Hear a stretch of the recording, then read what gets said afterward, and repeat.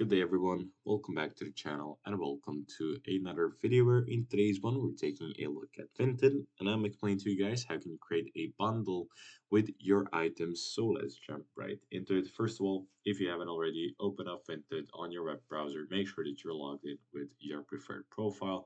From the home page, in the top right corner, you will navigate onto your profile picture and then click on your profile.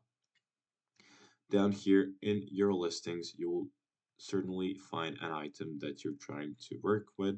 Click on the item, and in order to edit your listing and create a bundle, you will click on Edit Listing right here.